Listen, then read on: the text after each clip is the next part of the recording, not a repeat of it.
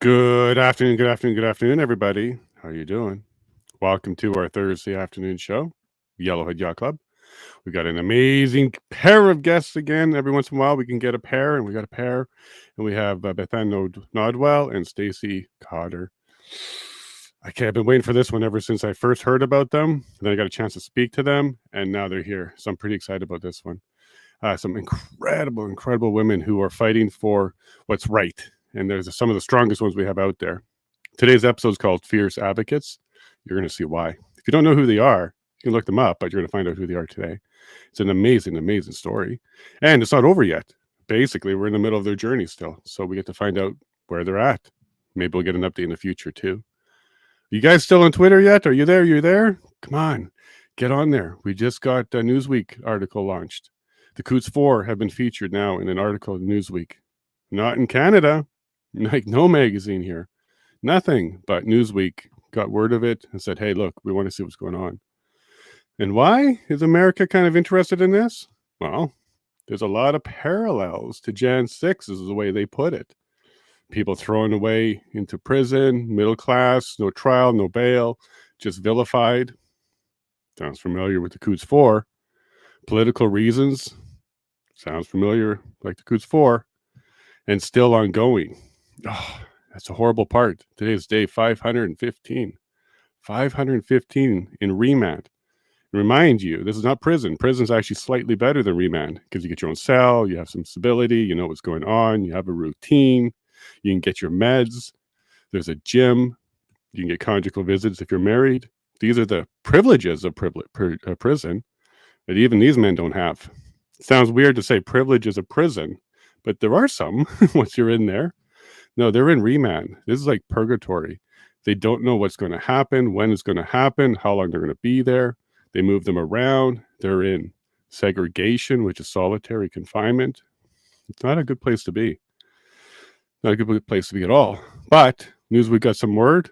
They heard about the Crown getting into some trouble. The RCMP having to lawyer up. We're going to be there July 25th to find out what's going on, but something fishy is going on. We knew this from the start. But now it looks like the truth is catching up to them. So pay attention to this one. July 25th. I'll be there in the court. I'll report back to you. I'll let you know what's going on. Something's going on. And it looks like it could be good for us, the boys, the men. I got to speak to Chris yesterday. Oh my gosh. Carbert? He's an only child. His mom's out there, needs him. And I spoke to him, and he seems like just a normal Canadian. He's not even sophisticated on bad stuff. After 515 days, he says he wants to help people when he gets out. That's a person that has faith that there's room for improvement in the justice system. That's not a person who tried to take it down. This is just a fisherman. He's a landscaper and a father. So I am very thankful. Thank you very much, Gord, for reaching out to us and writing that article. Thank you, Newsweek, for bringing some attention to it. It's already going pretty big on Twitter for us. It's already making Donald Best's website get a little slow because it's got a lot of attention and links. So thank you all very much for that. I appreciate that. And what we're doing is like journalism advocacy, where we're spending time with getting the message out, using a platform, having conversations. This is the type of advocacy. But we also have some fierce advocates. So I'm going to bring on Stacey and bring on Bethan. I'm excited about this one. Hello, Stacey. Hey, Jason. Hi, hey, Bethan. Hi. Hey, Bethan. Hi. Hi, Bethan. Hey. Long time no speak. I know. No. Right? No, go ahead. You catch up. No, you know what? If you leave Beth and I, we'll just talk. So you might. That's fine. Yeah, Jason, Yeah. you can go now. We've got this. I believe you actually, and I actually wouldn't mind sitting back and watching this one. But you know, I got to at least try to have a question or two in there. So okay, let's do that. Well, first of all, thank you very much, Bethan, for all your help helping me get Josh on and getting Pastor Rob and Melissa McKee on as well. I really appreciated that. Easy, Josh? He's elusive. He's elusive. He's tough. Yep. We had to nail him down. Exactly. Yep. But the McKee So Bikers Church are like, you know, that's my church, and those are my people. It's a Freedom Church, and even Stacey, being Jewish, she'll go and she'll attend the odd baptism at Bikers Church. She saw my kids get baptized there, so Uh, Oh, that's wonderful. yeah, really amazing. So, Stacey, you enjoyed that as well, watching the baptism with the Bikers Church? Was it Yeah, they of brought that course. inflatable hot tub out or something like that they mentioned? I think it was a hot tub. Maybe it was a little. Yeah. I don't know if it was. I don't know if it was bubbling.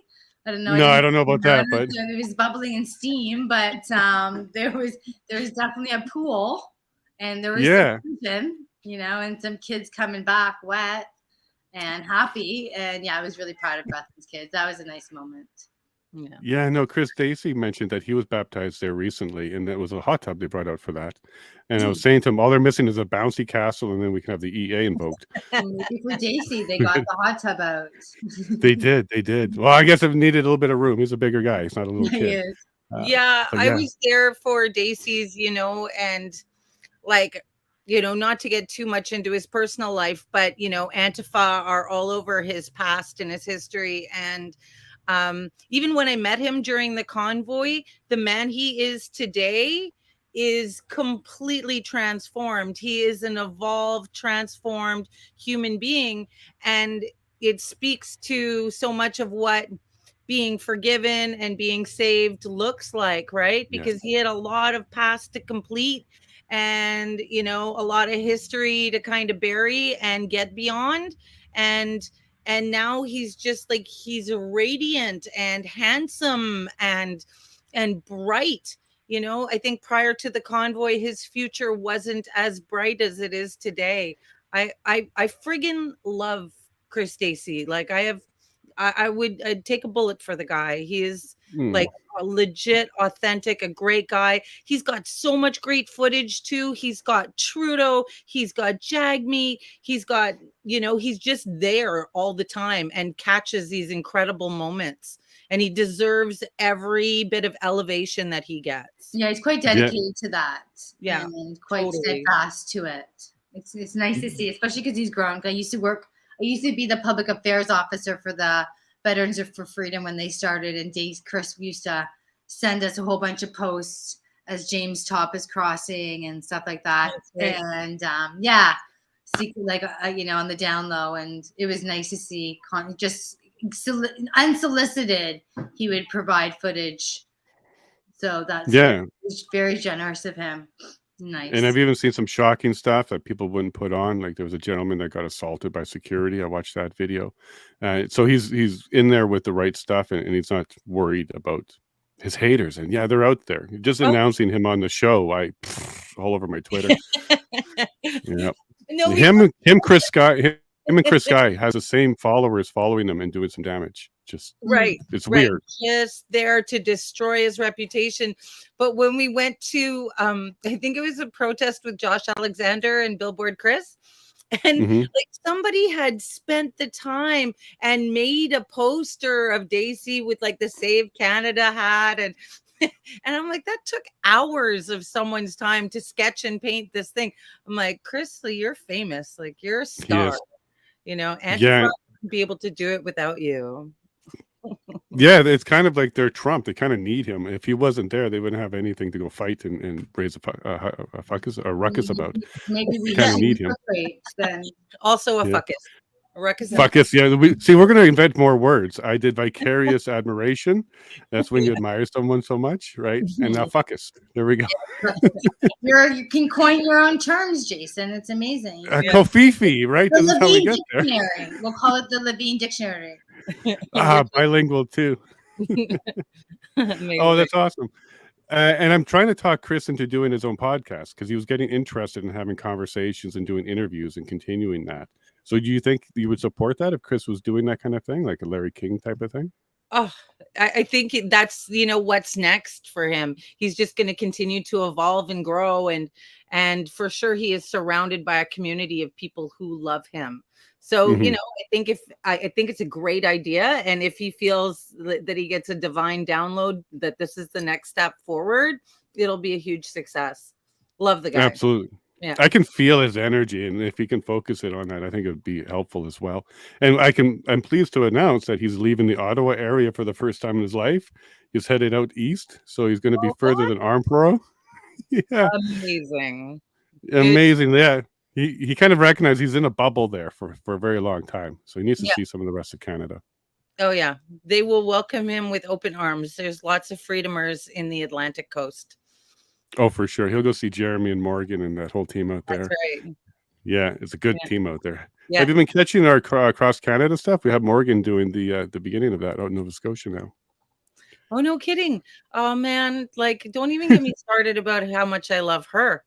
Like I Oh, love, did you? I love Well, then you didn't hear her announcement yesterday. David She did an and announcement. oh man, I just think she's just such a solid woman with incredible integrity and Mhm. yeah, she has been weathering a storm because I think being Jeremy Mackenzie's girlfriend is not an easy road. And this has been probably the most difficult past 2 years of his life, I can only imagine, but particularly since the convoy and Mhm. like anyone, this being what you're an expert in is like this sort of prison ministry that you're doing, how they've abused Jeremy Mackenzie and they've abused Pat King and Tamara Lich and these Coots 4 boys, like it's unprecedented what they've done to these individuals, and it's to scare people like Stacey and I from Yes. continuing on Yeah. going ahead, right? And I'm not saying that it doesn't have an impact, but the most important part is that we stay together as a community, Mhm. to the extent that we can, because of course we're angry. Look what they've done to us. Look what they're doing to us. That we're in an abusive relationship with our government right now, and they're letting Stabby McStabber. I'm not sure, there was a guy who shot a woman in Toronto, right, Stacey, outside of a safe injection site, and he was out on bail. He was out on bail for being a violent offender, and he was just, running around. These boys in Alberta, not a single thing happened. There wasn't a stabbing, there wasn't a shooting, there wasn't a bomb plot, there wasn't anything. And they've been held up there for what? Since the convoy? Like 515 days. it's insane. And they abused Jeremy Mackenzie. He nearly got killed in prison a few times. Same with Pat King, and Pat King only has one friggin' leg, and he was nearly killed in prison if he didn't die from sepsis from an infection in his leg.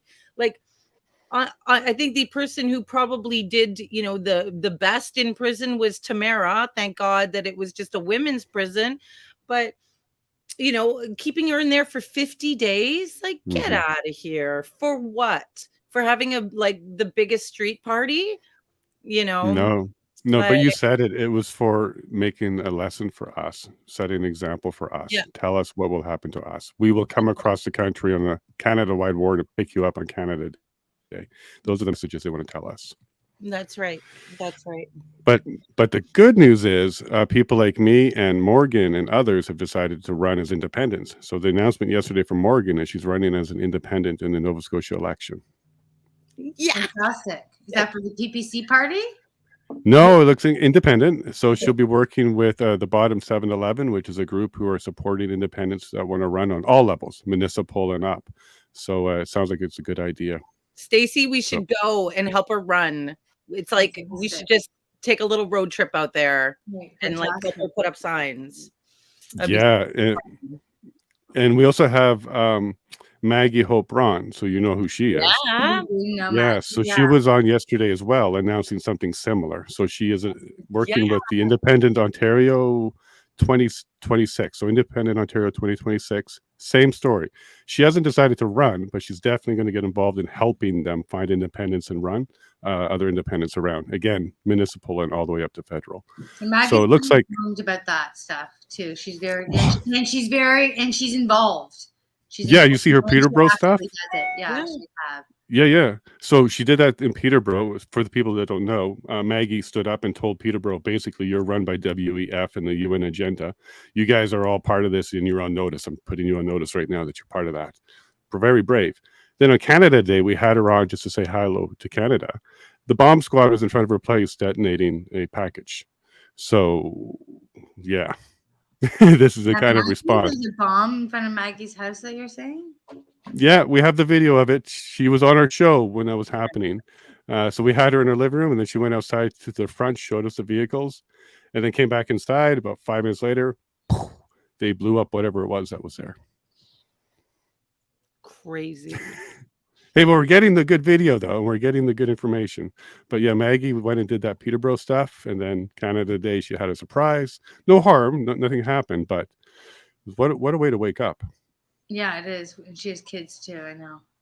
Yeah, and she's a wonderful woman too. Boy, she's very Right. generous with her time. Yeah, she's very generous with the time, and she puts herself out there, and she does things that. Oh, I have to take this. I'm really sorry. No problem. You can come back. No problem. We'll bring her back. Oh, we're going to Europe. Are you now? That's probably Europe calling. All No right. problem. And we don't have to worry about recording this. CSIS has been recording since Jeremy was okay, on. good. They're recording it for us. Okay, perfect. Yeah, pretty sure. So Look, let's get into your story while we're waiting for Stacey to come back.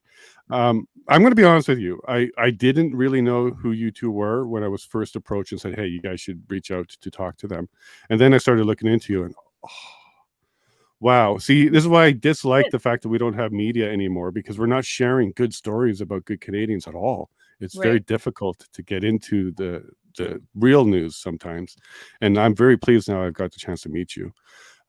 Can we go ahead and let people know what kind of brought you around and what got you involved with the trucker stuff? Like, why did you leave your work and get into this? Well, for sure. I was a nurse in 2019, minding my own business. And come 2020, everything in the hospitals went into like upside down world. And everything we understood about microbiology completely got thrown out the window. And we were all of a sudden playing pantomime theater. And everybody was accepting it, like these really smart people, like, the chief of medicine and the chief of surgery. And they're like, yes, these are excellent ideas to protect ourselves. And I'm like, this is nonsense, wearing these tiny blue masks, but taking them off at lunchtime to eat a sandwich. And I noticed in the hospitals, they started to take away the little things that we liked. People were no longer allowed to bring us, cupcakes or whatever. Families would often bring nurses treats. No longer allowed to drink coffee at the station. Do you know how much coffee medical personnel drink in a day? And they were like, you're not allowed to have that anymore. And it was like, why the hell not? And then they put up in our emergency room like zippers and tents, and this was the red zone, and this is the yellow zone, and this is the green zone. And the magic zipper wall, what was going to distinguish it. And like the hospitals became crazier and crazier. And I heard Trump say hydroxychloroquine, and I'm like, this seems to make a lot of sense. The mechanism of action made sense to me. And I'm like, why don't we try it? But I'm a nurse. What do I know? I don't understand medicine. I don't understand virology. I don't understand pharmacology. I'm but a mere nurse. And so it was like, get out of here with your Trumplican ideas. And I just saw my work situation go from bad to worse. And it was just, people weren't showing up for work. We didn't get any nursing students anymore. And we didn't have, the veterans were leaving as soon as possible, the veteran nurses. So they were like, bye, I'm retiring. And we didn't have any new baby nurses because nursing school was shut off. So we ended up being this kind of sandwich generation that was in the middle, that was doing everything. And it just became a more and more sort of hostile and contemptible environment. And it was already pretty hostile and difficult work to begin with. I think in medicine, you kind of would prefer to be a doctor than to be a nurse, as far as your working conditions, and everything beneath nursing gets shittier after that. Like to be a préposé or a nursing aide, or working in the kitchen, or, being part of the cleaning team, like everything gets shittier and shittier after that. So it was already pretty bad to begin with. And then they just made it like impossible. So I was in a position where I could just say, okay, I'm done. I'm bye. See ya. Like maybe when this madness ends, I will come back to nursing. But for Mhm. now, and like 3 months later, and I do have a lot of kids. I can honestly say I have a lot to focus on. I've got 5 children that I am Oh, responsible wow. for feeding and raising and caring for. So that is a busy enough endeavor in itself. And so I mean, boom, then I heard about these trucks. And I will be honest, it was Pat King's Facebook lives that made the difference. I was like, whoa, they are coming. And Mhm. um and I loved watching his lives as they were getting ready and the CB radios. And then yeah, the legend began, and I was like, there you go, Trudeau, Just man, do you it. guys are gonna get it. And it was amazing. And then I joined a team in Ottawa. I won't name them, but I joined a team, and there I met Danny Bulford, and like there was people from Bikers Church and Thomas O'Connor, and it was thanks to the strength of people in that team that we were able to have a stage, and the stage needed an MC and needed music and needed a vibe to, like, it was this center, it was right in front of the Parliament buildings, and so it was Mhm. setting the vibe um for the rest of like the area, right? And I mean, there was definitely music down happening at Spark Street, and there was music happening down at Bank Street, but there was something really central about Benny's boom truck right on the center of Wellington. And so I ended up emceeing there from the beginning till the bitter bitter end. And that's where I met Stacey. I met her down at the Swiss. And yeah, Well, let incredible. me jump over to Stacey now. Yeah, do it. Cheers, cheers. So, Stacey, you don't have too much time. You kind Nope, of I warned me don't. ahead I'm of gonna time. get off soon. Sorry. Yeah, yeah, no problem. So we got up to the story of where Bethan met you. So let's back up a little bit on when you got involved into the convoy, and if you can take us up to that point, we can continue with Bethan. So before you met her, how did you get involved with the convoy? You heard Pat King as well, or were you doing something else? What brought you there? What drew you there? We You're lost your mic. muted, Gabe. You're muted. Yeah, you muted. Okay, so I was just doing the rallies in Toronto, and we knew about that the truckers were coming because we were involved a little bit. Like So what were the rallies for? Masks, mandates? What were the rallies in Toronto for? the rallies were the worldwide rallies that I was doing at Queen's Park. So we were just kind of doing against the anti-mandates and anti-masks Okay. and against the I don't want to say vaccines, against the shots and stuff like that. So we announced, like, we knew that the truckers were coming. We announced it, and then I was working with a group. I was working with a couple groups. I was working with one that I have an NDA with, so I can't really say who it is, but Yep. Sure. eventually it does kind of come out. So, but I was working with Take Action Canada, and they set up a phone line in Ottawa that was supporting the truckers and people there. So if you were feeling well and you needed a place to crash, or you wanted food, or you needed first aid, you would call this 1-800 phone line. And we had a Zoom one night, and I noticed that Dan, in the Zoom, it was in the background of the Swiss Hotel, and Danny was there. And I work closely with Danny. So as soon as I saw that he was there and he was, kind of one of the leaders, I jumped in my car and kind of knew that he's the kind of person that won't take care of himself. So he's you know what I mean? Like, he won't feed himself. He'll wake up, he'll Okay. at 12, he'll wake up at 4 a.m. And if I can go there and take care of him and make sure he's taken care of and his family's taken care of, then I don't feel bad that he's fighting for me. I can do Right. I can take care of him and his family. And so I gladly did that, and I went back and forth. I was there 4 times. So I went back and forth many times. And then after that, Bethan and I kind of started doing rallies together, and she's the best MC there is. So when we came back to do the other rallies in Toronto, of course, we engaged Bethan, and then, from there we kind of realized it's I'd rather make it a business, and I'd rather make it a little more threatening. And since we're fighting globalists and power and money, then we might as well try and get those things too. Yeah. So how does that help you with your fight by having a business? How does that actually assist you and make you stronger? Well, we can engage more people. We can solicit more speakers to come here. Okay. And we can afford them, right? Because Christine travel and other stuff. Well, Christine wasn't funded by the AFD, so she was funded through us and the general and ticket sales and some other people that helped us.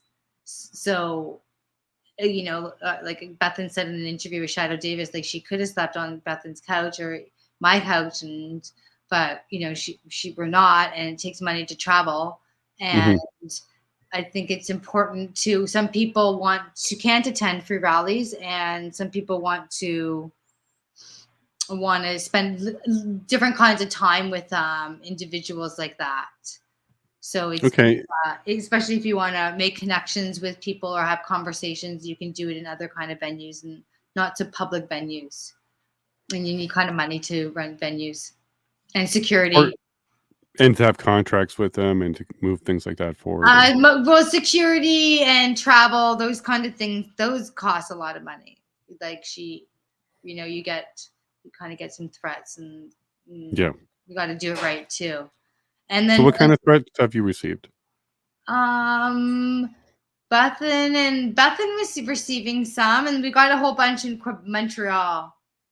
Oh, and when we did in Ontario, we got a threat. One of the venues was threatened that they're going to ruin their business, and we got a lot of it on Twitter. Some pastor, I wish I knew their name, some female pastor was threatening the venue to ruin their business because they hosted us. They hosted the Jewish Nazi, and then and then in Montreal we canceled 4 venues. We had to cancel 4 venues because they kept on getting threatened. So that's why when the last one we did with Vera and Christine, we didn't announce the venue until 36 hours before the event, just to save the trouble, and it was much better that way. But we also realized Antifa don't know how to drive. But so do they ever follow through with these threats? Are they just empty threats that people take seriously? Like, I don't. It's not our job to validate them or not, because then if we screw up, that would be a poor judgment call. I think it's on your part, job to put that in whoever's lane that is, and we engage our CMP before we do our events, and we ask them for advice. And Bethan and other people have had, like we previously worked with Drew from Veterans for Freedom, and he will work with the police for us. And like when we did Jordan Peterson's event, he does that because he can do that. He's the same military talk, and they're good doing together. And then we're happy to engage the veterans. That's their lane.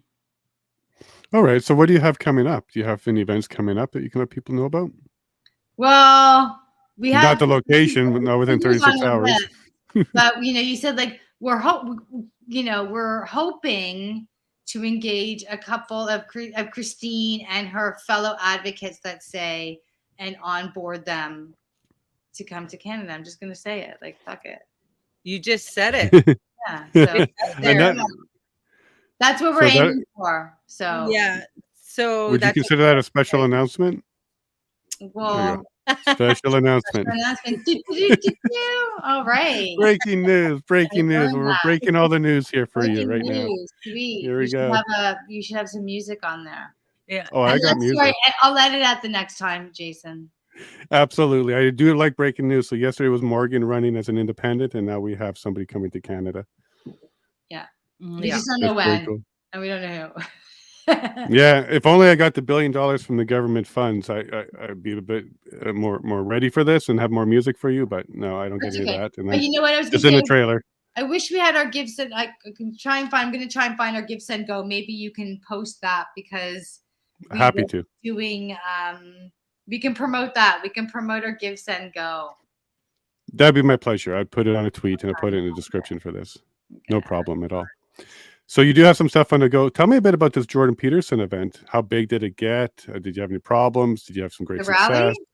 Yeah. Did it open any doors? Did it cause anything to happen? This is when he was coming down for his hearing or around that? Well, he got charged. It was in front of the CPO. You know, it was really nice that's when Christine called in and spoke to the audience. It's a really nice touch. Christine who? Yeah, Christine Anderson. Bethan and I have never had that. We were in a meeting with Christine before, chatting with her, and we were like, "Oh, we're at a rally. Oh, maybe you can call in and speak to the audience, via mic somehow, patch us in." Because Bethan did that so much in Ottawa. They got a screen. We were not spending $12,000 on a screen, but you can call in. And we realized that's a good way to engage other people and kind of get global attention on the forefront. That's cool. So you're a doer as you do whatever you need to do to get the message out. If you have to hold a phone to the microphone, that's what you'll do. Absolutely. That was amazing. That's cool. That was an amazing moment, wasn't it? Yeah. Do you want to expand on that, Bethan? Well, I mean, so the concept with supporting Jordan Peterson, and we did get flack for that because people like, what does Jordan Peterson need our help for? No. Where's Jordan Peterson been for us? But for me, this battle has been about principles, and I'm fighting it on principle. And if they're going to censor Jordan Peterson, who says nobody else has a chance. We're Oh, done. they're going to censor Stacey Kauder then. Oh yeah, Yeah. Stacey Kauder is going there's no. Yeah. And that's why they're doing that. They're setting an example. If they can shut him up, everybody will have to shut up. Right. Yeah. And I saw that kind of in the, let's say, like the bottom up is that they were censoring Pat King, and he's saying the worst of the worst things. And if we don't defend Pat King's, even if he's wrong in what he's saying, if we don't defend his right to be wrong, then the next person on the list for sure is going to be someone like Jeremy McKenzie, and then next on the list for sure is Stacey Kauder, and it'll just progress. And the same thing comes in a top down kind of way where if you're censoring someone like Jordan Peterson, who doesn't say anything particularly alarming, and even he can be wrong, but we have to defend people's right to be wrong and their right to figure it out, right? They have to. You can't figure out what's wrong unless you're debating it, unless you're exposing these ideas and challenging these ideas.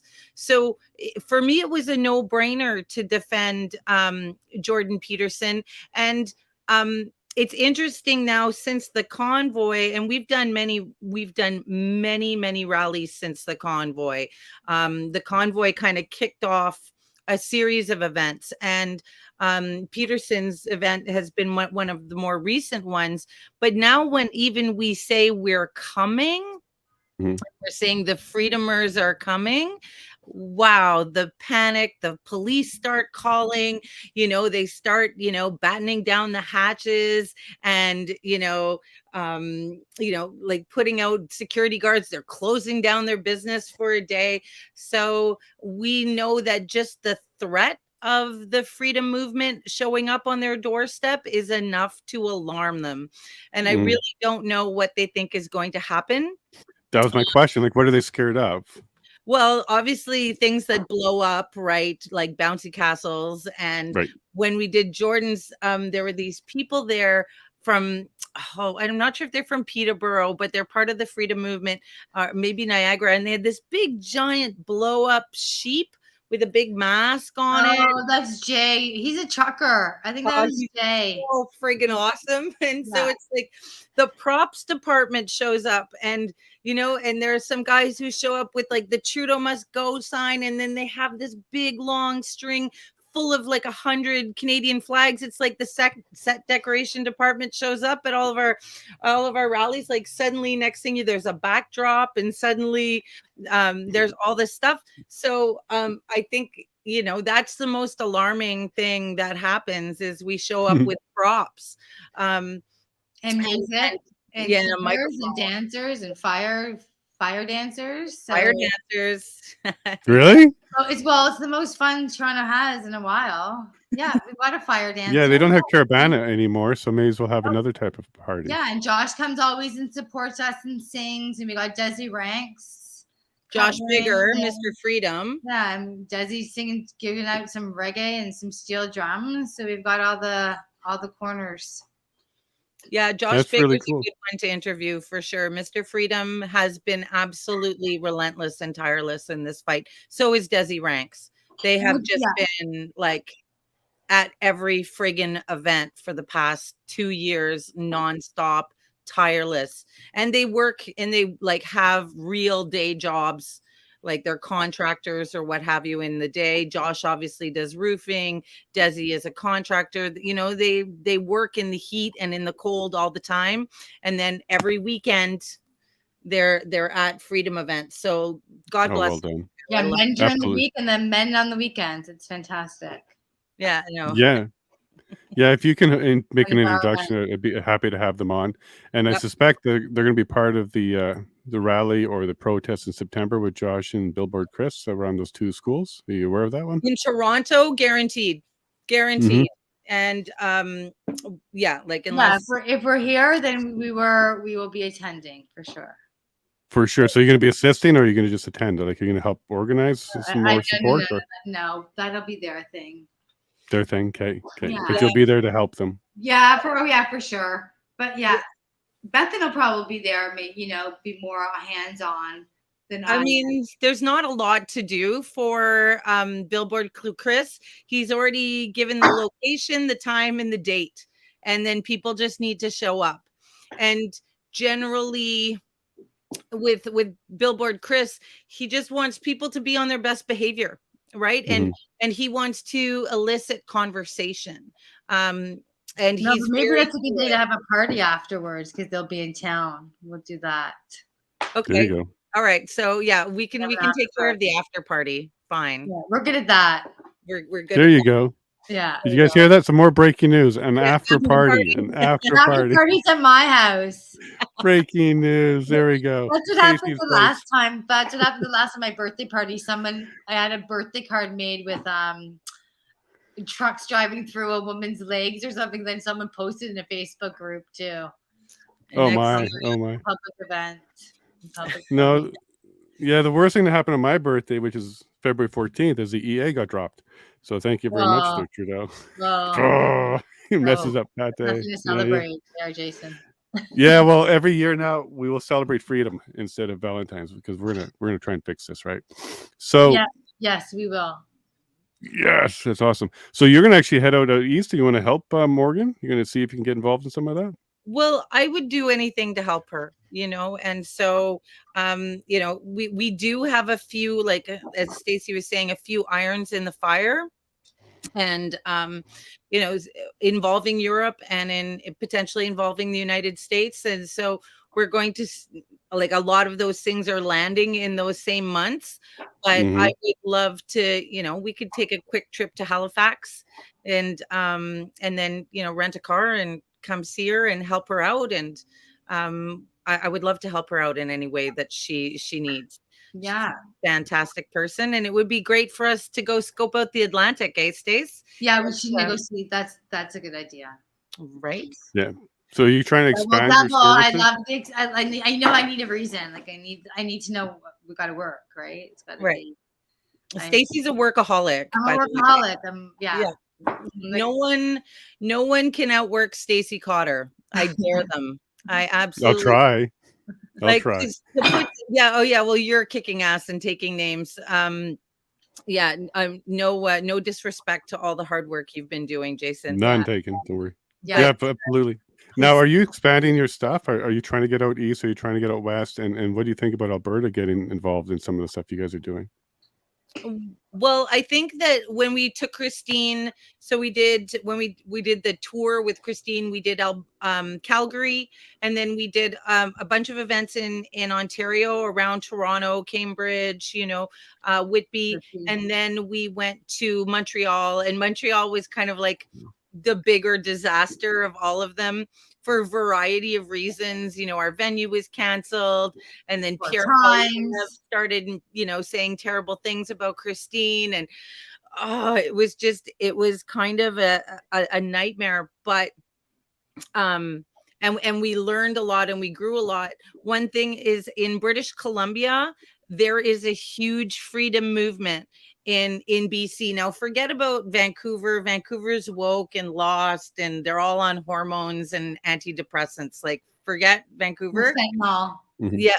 But if they're not trans, then they're on fentanyl. It's awesome. Exactly. Or they're taking fentanyl. So like Vancouver itself is a bit of a wash, but north of that and in the interior, there's a huge freedom movement. So if we were to return with Christine and a few of the members from the European Parliament who have been really digging their heels in over there, they're incredible people. We would definitely want to honor the freedom movement in BC, and start with them over there. And also the Atlantic provinces have been neglected and forgotten.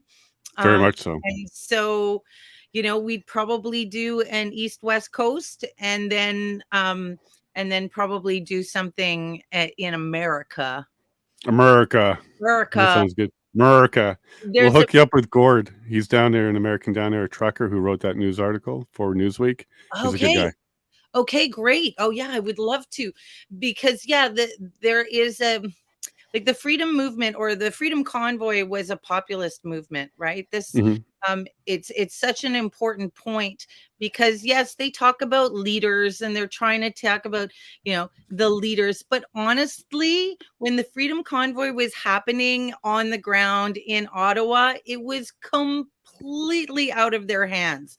They had no control of what was, they could make a TikTok maybe and say, okay, guys, but there was nothing that they could do. This was all dependent on the individual's behavior down there. And we should have had catastrophe after catastrophe. There should have been a lot more intoxication. There should have been a lot more violence. There should have been a lot more mental health episodes. Just looking at the numbers statistically, if you have a hockey game, the police know there's people who are going to be ridiculously drunk and dangerously so. And they know that people are going to have mental health episodes, but we didn't have that. There was, I think, one instance where somebody passed out in the cold, and we actually got that person and got them to the warmth, and someone who was kind enough actually rented them a hotel room so that they were okay. So it was just the vibe. Everybody knew better not to, usually in a bar, boys step on each other's toes or something. They push each other away, but it was so different. So exactly opposite. Right. It was mostly the vibe. Wasn't a competition. We're all there for the same reason and commonality. Yeah. Well, I think there was a collective consequence. So everybody kind of knew that if there was a consequence, it was for everybody. So if there was a blocked ambulance or a broken nose of an officer or something like that, everybody knew collectively we were going to get punished if somebody did something silly. So I think that kind of set in. It was like a mob mentality, but for the positive. They kind of all knew what would happen. Yeah, we definitely had a hive mind, and it was to end the mandates.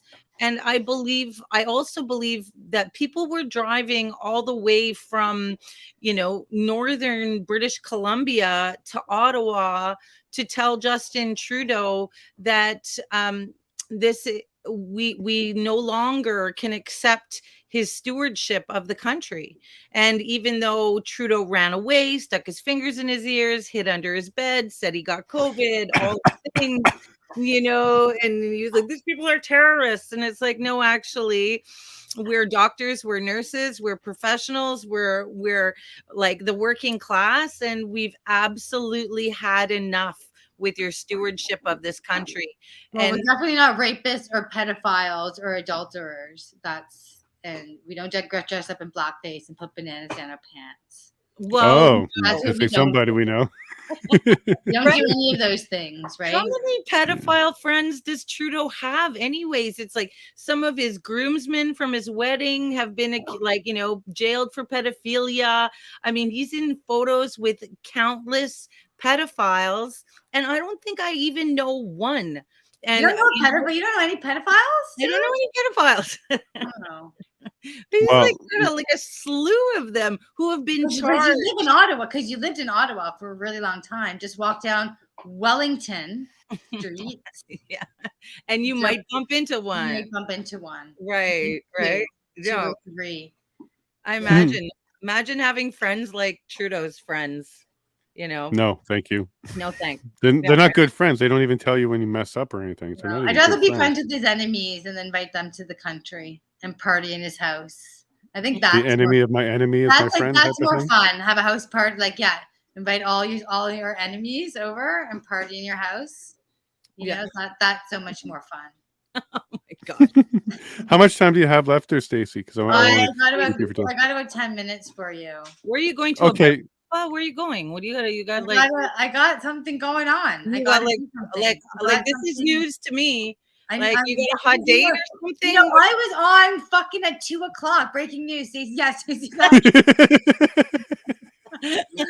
is. And I was on at 2:00. And okay, you're breaking early. All right, fine. Get it. Thinking to myself, I was like, "Damn, Jason's taking a long time in his intro." Okay. Absolutely. I had a lot to say. But yeah, Stacey, if you don't mind, before you go, I do kind of want to ask about the one thing I did know about you before I met you, which is a friendly tweet you sent out. Remember that one? Got somebody in a little bit of trouble. Tweet though, so we'll go back. Well, go ahead and tell me about that. Yeah, go ahead and tell me about that. Post of my friends that I took of us when we were out at Tamara's award ceremony, and like I said, we're going to stand by it that I'm allowed to take photos of my friends and people that hang out with and I work with, and I'm allowed to post them on Facebook, and I'm allowed to do whatever I want with photos and stuff like that. And the objective is to see who could come to the surface and who would poke fingers at each other, and say, "Oh, who's this and why are you doing this?" Which none of us did actually. Of those people in the photo, so that was nice, and none of them blamed me for it. Mm-hmm. No, it's not your fault. No, and there's a whole bunch of in the series. Actually, I have a whole slew of them, and as I said, like Tamara, we've spoken about it many times. And I went down to, I'm gonna say I was one of the only people that was in the courtroom with her the whole time. And because I was invested in it, and I wanted to make sure she was okay, and it was a whole farce. So and so I'm happy that I went there for her. Of course, I would, I'm hoping to go back in September when they're back in court with Chris and Tamara back. I think September 5th. So so. I just more like, again, they're using our photos. Again, they used my photo with our photo with Bethan and Christine and Les and Lewis, and then they called us all Nazis. It seems to be their ploy where they take our photos because they can't do any research. Mm-hmm. So they're just going to scour our social media and then take our photos and then waste taxpayer money and accuse us of being Nazis and insurrectionists. Does that carry any weight anymore than name calling? Because it doesn't bother me any. Does that even? If I was called a revolutionary, I would love that. So just be like, "Oh, right, that I'll take." But you just have to put phobe to the end, and then they might start using it. Right. Revolutionist phobe or something. Then they might use it, but it doesn't bother you either, right? Because you get a bunch of names as well that certainly wouldn't fit. Well, me being called a Nazi really doesn't mean anything. My puppy was exactly outside of Poland. So they can call me Nazi all they want. I don't love it because they're watering down the term. And I realize that now. And I don't love it because they still work with Nazis. There's IBM still exists, and there's still Simons, and there's still Klaus Schwab, whose father was, gun or war machines for the Nazis. So that's what I don't like, because the Ukrainians are all Nazis. Mhm. We're supporting a war full of Nazis, and so that's what I don't love, that they're watering down the term so you can't recognize it, and when it's happening, then it can't be applied. Right, because then everybody is, and then nobody is at the same I mean, time. exactly. So, but Bethan, Bethan, it doesn't fly off Bethan's back as much, maybe because she's blonde and blue eyes. Yeah, well, I don't know. It doesn't bother me either. If some people it does, I can see why. And she just popped back. There she goes. But Yeah, okay, so it wasn't a tweet. It was a Facebook post. It was a it's a post of Facebook your post. friend. I wasn't you on had- Twitter at the time, or maybe I was. I just I was, but I didn't really know how to use it. Okay, so then what happened at court for her? Because all I know is that she got picked up here in Alberta, dragged across on a Canada-wide warrant, because mischief is what that warrant is for, and brought her all the way out there. She's not allowed to be in a picture. She's not allowed to be in the vicinity with Tom, and the picture was of all of us together. Yeah, But I know the allegation, I but what happened in court? being the lawyers, no offense, JCCF, I love you guys, but I didn't work with you in Ottawa, so I don't need to take a picture of you all. And I wanted to take a picture of me and people I was working with, and I considered friends and family, and that's who I took the photo of, and that's why I posted it on my Facebook page. So now how long did it take for that picture to be found and start to be used? Was it like instant? 12 hours. I think 12 hours. I think I slept on it, and with 8 hours, it was on CTV News. Yeah. But my family was really happy. Were they now? Why is that? No, Because well, you got on the news? It's just, I think that they're happy that they see I'm defending my country, and Oh, good. I'm trying to defend our rights, our freedom, and our civil liberties and democracy, because it's those terms have changed. So we want to recognize them and save them. Well, to be honest with you, that what you just said there is a unique statement. Most people I speak to, when they talk about their family, they say they don't support them. They broke apart. A lot of them are really upset with them. In fact, when I was speaking to Gord, the writer for Newsweek, he said he had high school and junior high and elementary friends come out of the woodwork to tell him how much they hate him now. I don't talk to those people anyway, so it's not. Yeah, I get that, but I'm excited to hear that your family was supportive. My family's pretty supportive. Yeah, I have to say that they've been really supportive. They're vaccinated, but they're not sure, but they're vaccinated. It doesn't really matter, but they're pretty supportive. When my dad saw he died, my dad and stepmother came to see Christine in Eglinton Grand, and I think when he saw the caliber of people there and everybody else getting together, and there's truckers and there's political figures there, and we're basically one family. And I don't know one event where you're going to ask 300 people that honor the national anthem, that are going to stand and sing for it. They're going to sing silence. What was it? They're going to sing, what was Amy Gall's song? They're going to sing like another anthem for Canada. Andrew Gal, and get teary-eyed. I don't think there was a dry eye in the room when they sang what was Amazing Grace. And then you see a comedian come up and take the piss out of Trudeau, and then you have a politician, and then you have just this huge vast array of different kinds of speeches talking to different areas. And then we had Byron Bridle. So I think that really was a trigger point for my dad, and saying, they can span all these different classes of people and forms of intellect, and they all get it, and this is a really, really happy room, that needs their intelligence sparked. They hardly want to be put down to, and they get what the best virologist says in Canada, and they get what the Christine Anderson says to them, the politician says, and there's no dumbing it down. So I think that was important. Don't you think, B? Well, while we've been talking, you just triggered John sketch. Yeah. the Trudeau impersonator. And I don't know if you've seen his work, Jason, but it is he does the best Trudeau impersonation. And so he was walking around with Christine Anderson for the whole night. And so I just asked him now too. He's on Twitter, and I'm like, hey, would you like to do an interview? I mean, you could literally interview Trudeau. I would do that. I would do that tomorrow. He's just awesome. He is so funny. That was the Eglinton Grand was grand and epic. I've also texted Rob Primo. I've texted Josh Bigger. He says he'll do it anytime. And Desi. So I've already been doing some producer work for you in the background, Jason. Oh, wow. Like lining up your guests. And now we want 10%. Yeah. And now you want 10% of zero? That works for me.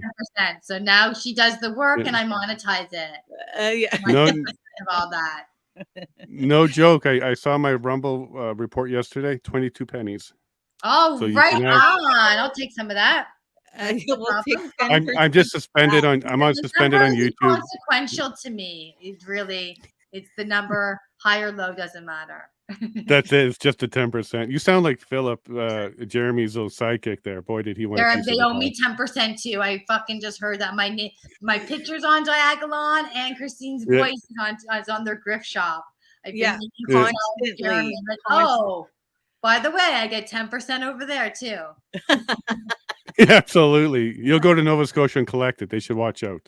Or we want like complimentary merch. Like they have to send us those rings and like, you know, some hoodies. Diagolon's gotten me in trouble enough too. Diagolon's got us in plenty of trouble. Thanks, guys. Yeah, Bethan, if you have a vest, we can get you a couple patches for your shoulders. Oh wait, no, we got one. I have one. That's I awesome. found this in Amsterdam. Oh, look at that. And we all got one. Miraculously. Yeah. That's nice. Yeah. It probably stands for something really like sketchy in Europe, but Stacey bought it. But of course, I don't know. It won't apply to me. Right. No, I'm the only one true. I'm Jewish. I'm like, it doesn't apply to me. Sorry. Your guilt doesn't apply to me. Yeah. It's not going to stop him from saying it, though. No, exactly.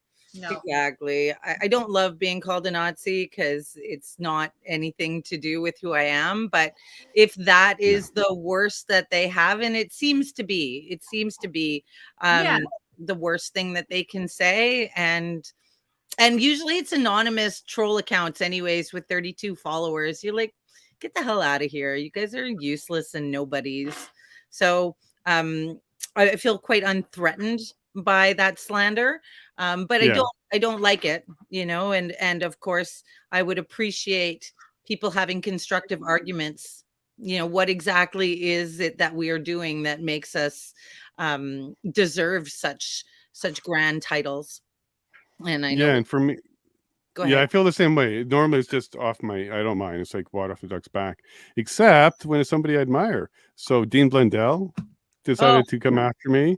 I don't know. I used to listen to him when I was younger in Toronto. Yeah, Dean Blundell. Oh, really? He's that's my go. That should be my see, Jason. I'm out. That's it. You're it. Like I was sad because I listened to him. When an hour's up, but it's a good time. It's a good exit now that I know that you used to like Dean Blundell. I'm gonna be like, okay. Used to when I was young and dumb. I'm still gonna take this as my out because it's good timing. Is that because we're all Nazis here? Is that why?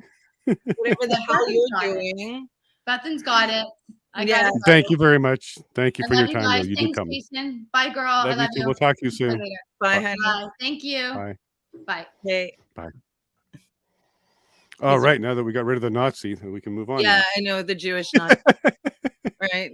He's a Yeah, for me, it broke my heart a bit because I was, you know, when I was in my younger days, I would listen to him on the radio. And then I don't even know why. He just decided to attack me. He's a monster. Cool. He's an absolute monster online. And I don't think he has the power that he did kind of immediately post Convoy, but like unfair and, you know, a character assassinator and just seems to be a reprehensible person, you know, laughing at people while they're down. I've seen him mock and laugh people who have been incarcerated or, you know, are facing very serious criminal charges for nothing burgers, right? We know that there's we haven't done anything wrong. And Unlike I get, our government, you know. and I get confused when people talk out loud sometimes. Like we see some of this rhetoric out of them, and it's gross and mean. Do they not hear themselves, or are they just Right. like I was asking this of Daisy? So I was asking Daisy about seeing them, and there was also Alex Cabana. He said that they have like shark eyes, the Antifa people, where they seem to be just out of it and just chanting. Did you see that as well? Sure. I mean, I've been to a lot of those protests. I think, you know, we went from freedom rallies. So just to do like a chronological, you know, there was a Please, Freedom yeah. Convoy, and then there was Rolling Thunder, and then I started working with some Americans, and we were doing border events because we still couldn't cross the border as unvaccinated. So we did border events in Niagara Hmm. and in like Vermont, Quebec. That was brutal because we were dealing with the Quebec police, and you know, that was a whole other monster. And then Canada Day, we got a permit to be on Parliament Hill in the afternoon, but they turned Parliament Hill into Pearson Airport for a day, right? Where they were, you know, probing and scanning people, and there was like a lineup of Oh, people for miles, and we couldn't get onto the hill, even though we had a bloody permit. And some of the people who were there to either perform or speak, they're like, I'm not doing this. I'm not going through that. And Canada Day was one of the worst. It was like 35 degrees. We were like scorching like ants underneath the magnifying glass.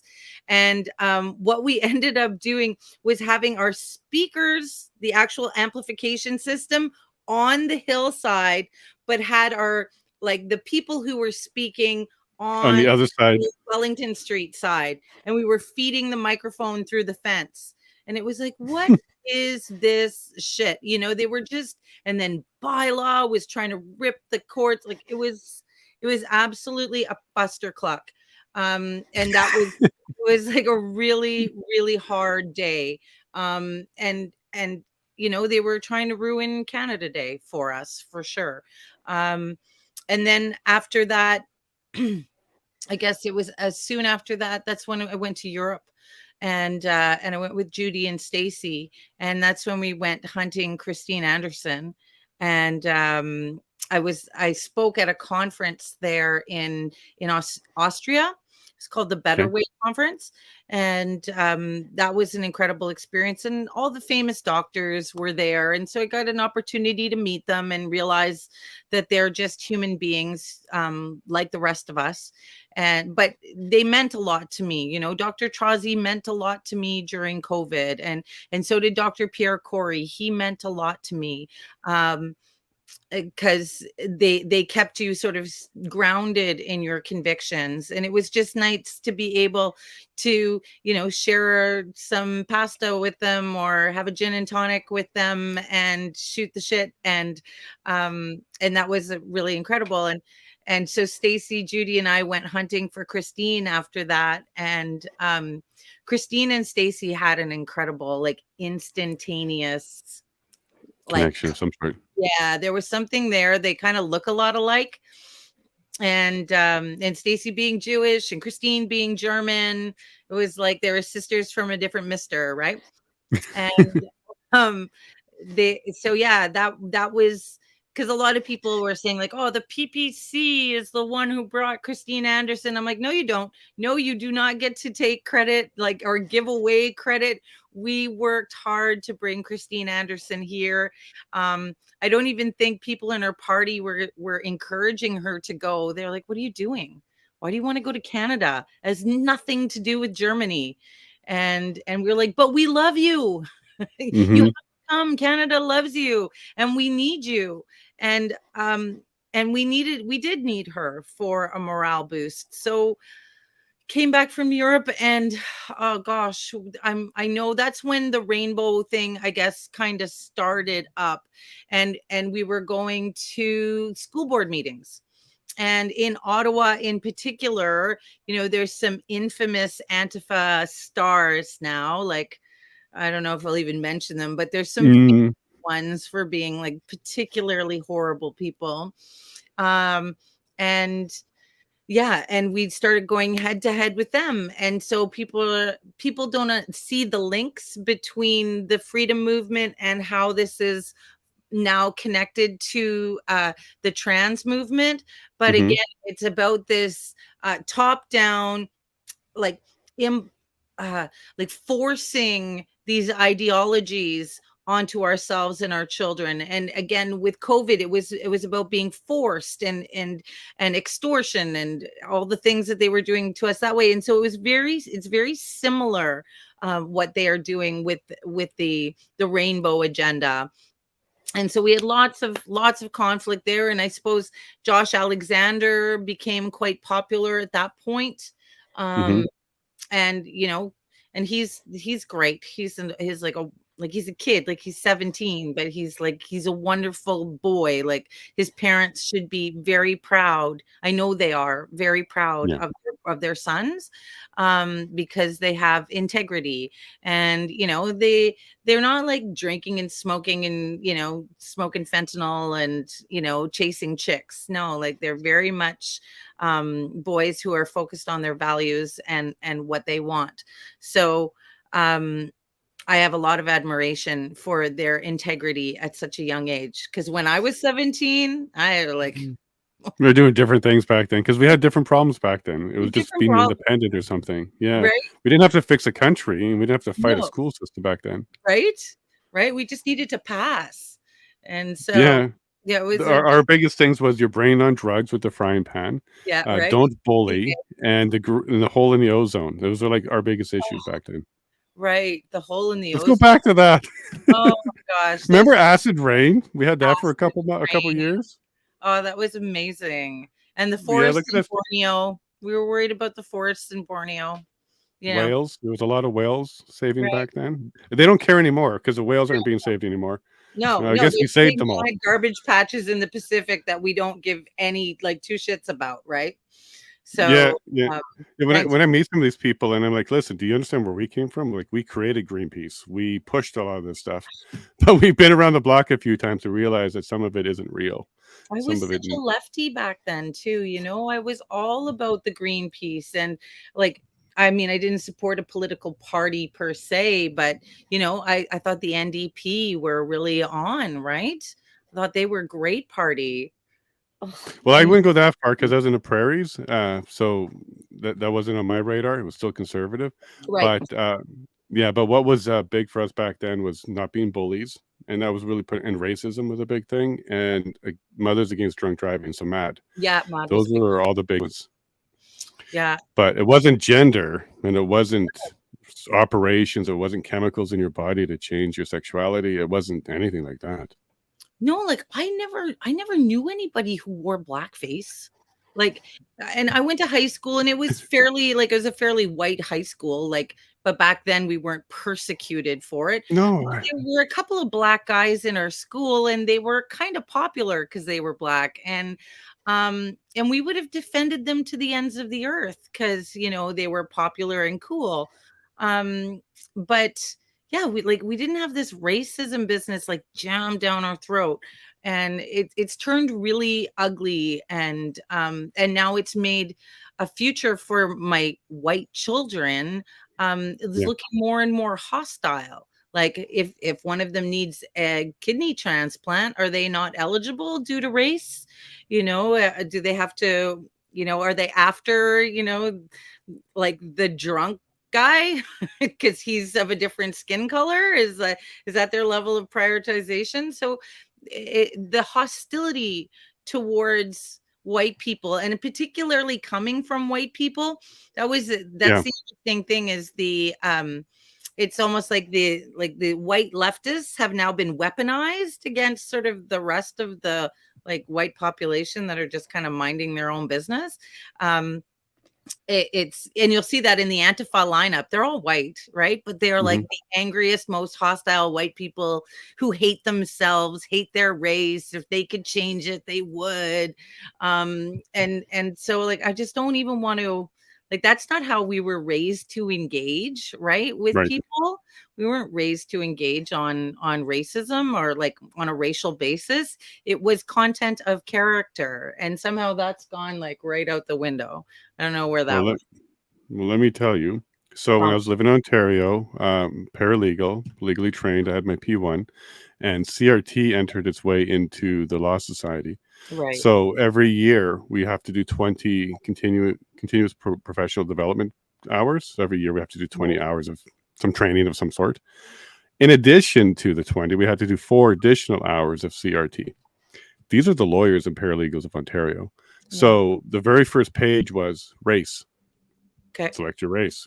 And if you were, which I am, then you White got taken to a how you have privilege page.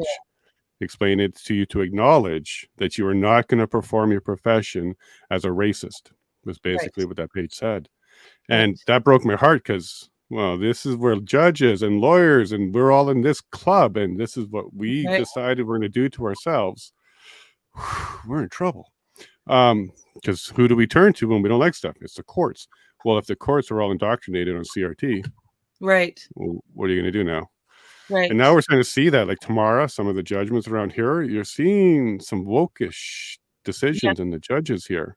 Yeah. And we were through this program, we had to 4 hours being told that we have to be delicate in our practices because it can be addressed as racism. I'm pretty sure if you selected anything other than white, you were told how to accept the fact that they're trying to do better.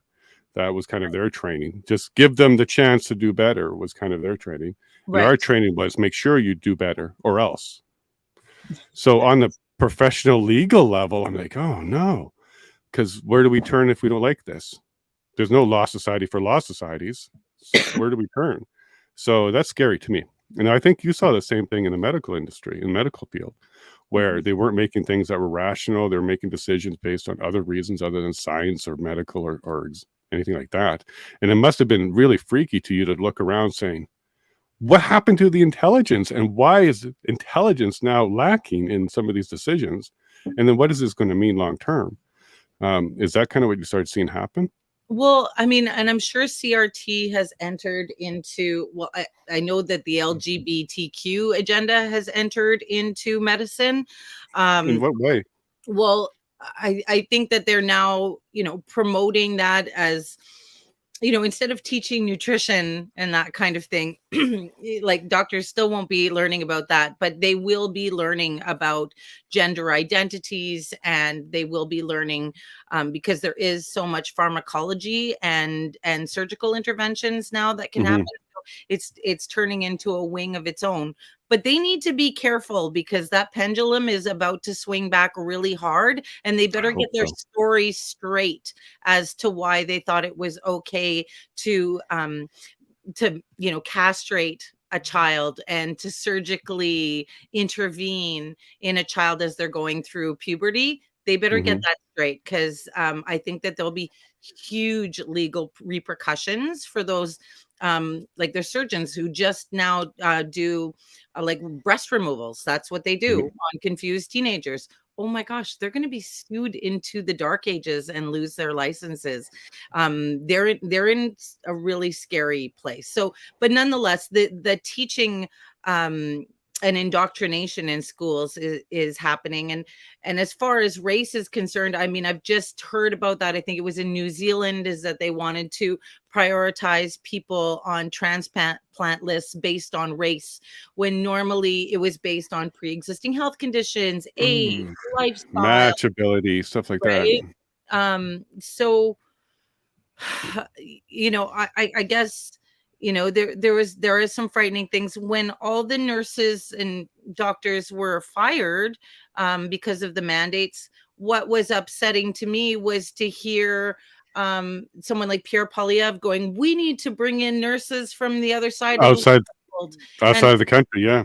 Instead of hiring back the ones that lost their jobs.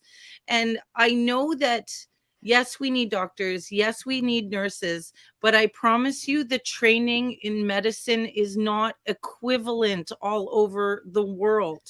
And we used to be at a really high level of patient care. I'm not sure that we are there anymore. We're, I think, like more substandard. Perhaps we could do a better job at equivalency programs. But there are definitely parts of the world where you're going, okay, well, you became a doctor here, but would you actually meet the standards in North America and Europe? I don't know you would. And and so they have to start kind of all over again. So like we're entering into really frightening territory. Mind you, we can't keep up with the immigration levels that we have. I'm like, let's say, pro-immigration to an extent, but it's a faucet, right? And you want to have like a stream of immigration, but right now we're being fire hosed at such a speed and a velocity that there's no housing and there's nowhere for anybody to live, and we can't afford the places anyways, and this inflation and all these kinds of things. So you think, like, can you just turn the tap down a bit so that we can get the situation under control with everybody who's here already and stop the floodgates? We're missing so much reasonableness in our immigration policy all over the West. Well, I'm going to be a little bit more tin hatty for you, if you don't mind, because Alberta. So we know how things are in Alberta right now. So Alberta has a partnership between the AHS and the WEF. It's all over the AHS website. They don't even hide it. It's a partnership about a new type of healthcare system. They targeted Alberta for this pilot project because we're highly conservative here. And what they're trying to make us all realize as conservatives is you can homeschool, you can homestead, you can home church, you can even home birth. You can't home heart disease. You can't home cancer care. You can't. There's a lot of things that you just can't do on your own. Right. Conservatives need healthcare. So what's going on in Alberta is we did exactly what we just talked about. We got rid of all the nurses and the doctors that wouldn't comply. Right. And then we brought in a bunch of foreigners who will comply by penalty of being kicked out. Absolutely. So we now have a healthcare system full of people, foreigners and domestic, who want to keep their job and don't want to lose their job. So they'll look at you in the face and say, no, we won't help you because we can't. When you would have had normal doctors, normal Canadians who care would have said, yeah, I'll help you. Like, of course. Yeah. So now in Alberta, if you're a conservative, non-vaxxed, you can't even get a transplant. Okay. So like you heard that. That's a mess. Yeah. And that's because there's nobody left in our system to fight for her, including our premier. She's not doing that fight either. I know. Yeah, so and this I think they piloted Alberta very strongly there. And I think that was a message to the rest of you. They're going to cleanse the healthcare system with people that will poke you or kick you out. They're not going to give you the healthcare. Sure. And and I think I'm in Quebec, so I know that we're facing just as crazier healthcare issues. And so my thoughts on that are, some people are like, forget the healthcare system. If you get hit by a bus, you do not want to be taken to a naturopath. Like if your throat is closing because you've been stung by a bee, you need epinephrine stat, and it's not the time for cayenne pepper and coconut oil. Like, no, like we there, metoprolol. There's all these medications that we need in trauma care that are pharmaceuticals, evil pharmaceuticals, but they are lifesavers. And I have seen young people with families, I've seen their lives saved. I've seen children's lives saved because of meds that we're giving them right then, and excellent calls by a doctor. But to see what's happening to Sheila Lewis and Monique McKay, who does independent journalism, she's kind of big on Instagram. And she's a dear friend. She just covered a story from Sudbury of a man named Garrett, I believe, and he's 35 and gorgeous. And he died because he also was not eligible for, I think it was a kidney transplant that he needed. He was in kidney failure, and he did ultimately stroke out. But he was 35 years old with 4 or maybe 5 children. And there was a lot on the line. And in any other world, in any other circumstance, he would be top of the priority list, right? This is who we transplant, Right, not the young, the family that has a long young life to live. family. And he looked, fairly healthy. The 85-year-olds might have to wait, and it's unfortunate, but young people with futures. But again, it was an unvaccinated contender issue. And so I would hate to see us become desensitized to this level of cruelty. I would also like to see us, like we did with the Freedom Convoy and raising $10 million in a week, right? We raised $10 million twice and in record time. And the second time was even faster. Is that, yeah, that's what we need. What, $1 million to get Sheila? Like, I mean, that's not a lot of people. 100,000 people giving $10. We're good, and we should be like, I'm not talking about extorting people and asking everybody to pitch in $1,000, because we actually don't have it. But people generally have enough money for a case of beer at the end of the week. You could put $10 in towards like something like Sheila Lewis's case, and that sends a bat signal right back to Danielle Smith, or to the federal government, that we actually are able to mobilize our finances and take care of our own. So I would like to see us organize our money a bit better. I know there's a lot of scammers and grifters and all that kind of thing, but no one is grifting and scamming more than the federal government. Like yesterday, they gave away $1 billion, like $1 billion, to all these exploits, and endeavors and escapades around the world on the same day where they increased our interest rates, to 5%. It's to add insult to injury, and we're in like an abusive relationship with this government. And I don't suppose the conservatives are going to be much better. I really don't.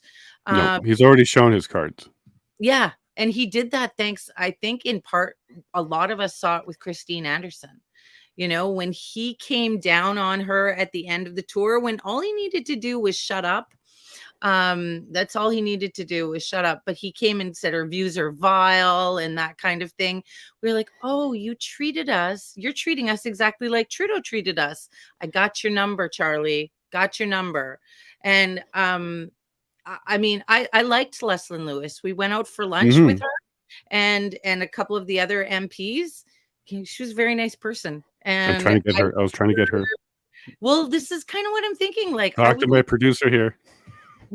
Well, I would love to see her jump ship, to be honest. And I want her to become independent or PPC or something, because I think she would not only get Canada's heart, she would revigorate so many important issues, and we would 100% platform her and get her behind her. And she's red-pilled AF, okay? Look, I thought as soon as she lost that leadership, because she knew the fix was in, I thought as soon as that happened that maybe, like I wrote to Maxime, I'm like, look, go get her. Now's a good time. Response from him. And I wrote to her as well, like, hey, come join Independence. If there was like 6 of us Canada-wide, you in the front, I think we'd have a shot. See. Like, if they drive a bus over her, which they very well might, like, they've put someone in far less qualified to be the deputy, right, with Melissa Lantsman. And again, we got to see Lantsman's true colors, because Lantsman, was all over social media going, I can't believe Christine Anderson was coming to Canada. This is appalling, Nazi, I'm a Jew, this kind of thing. And what was so upsetting was that Stacey had already met with Melissa Lantsman, 2 months prior to the Christine Anderson tour in her office, and was talking about the tour. And Lantsman was invited to that lunch too. And she's like, well, I can't make the lunch, but maybe I'll try and meet you guys in Calgary. Like, she was open and in discussions about it. And then she started fanning herself like a Southern belle. And she's like, oh my, I cannot believe my eyes. These people with these Nazis. And I'm like, I got you. You're a liar. And I know Mackenzie calls her Rooster, and it's a very apt name. I'm like, got you, Rooster. So between Pierre and Rooster, I don't know. I think that lesson. Another Trudeau and Freeland, isn't it? Well, like Freeland, I mean, I almost like hate her more than Trudeau. She is despicable and unqualified and Here, let me do my impression of her. patronizing. Yeah, twitchy. She's twitchy. Yeah. Something wrong with her. I know. Why? Like, what is that? That's just a giddy. I got him. I got him. I'm getting them. I got him. Because that was the announcement where the EA is coming down and all this stuff and the bank accounts. And she couldn't hold her excitement in. That was the best last week, though, when she was doing, this money, the rebate that they're giving to people for the grocery rebate, and they had to take all the prices off.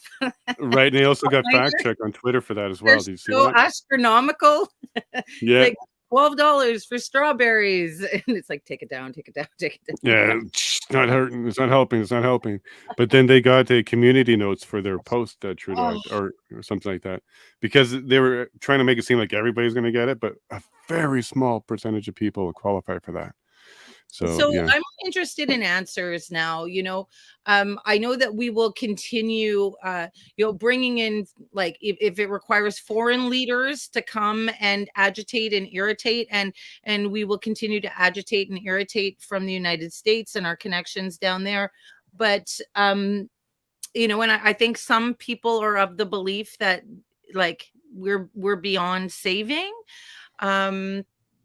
And again, all arguments should be on the table for discussion. Mm-hmm. Is this, just a rocky path that we're going through, or actually are we being annihilated? I'm not sure. But I am interested in answers. I think a change of government would probably relieve many of us just from that constant knife turning. But is it coming from is the Conservative Party that answer? They need a shepherd. So if independents were the balance of power, so maybe a dozen of us in the middle there that kind of had the balance of power, because there's a minority government, bad showing by NDP and Liberal, Conservatives could be shepherded by the independents. They would have to work with us. They would have to sit down and be a little more compromising on their agenda, because they would have to get the votes. So if we were able to take the balance of power out of the NDP's hand in the next election and put that into independence, I think we could shepherd and steer Conservatives back to conservatism. At least give it a shot, because right now there's no anchor for them at all. They're just drifting all the way to the left. All the way to the left, right? Yeah. Agreed. And I did feel that was, PPC was at least kind of holding the. They could do it too. So if it's independence and PPC with a couple seats, that could be the balance of power there. But again, we have to look into election integrity. And there's this CSIS leaker who's saying China is interfering in our elections, among others. And he didn't mention who the others were. I would love to know who are the others. That it could be the United States that's interfering. It might be Russia. I doubt it, but it could be domestic. It could, perhaps. So until we have faith in our elections and the integrity of elections, a lot does seem hopeless.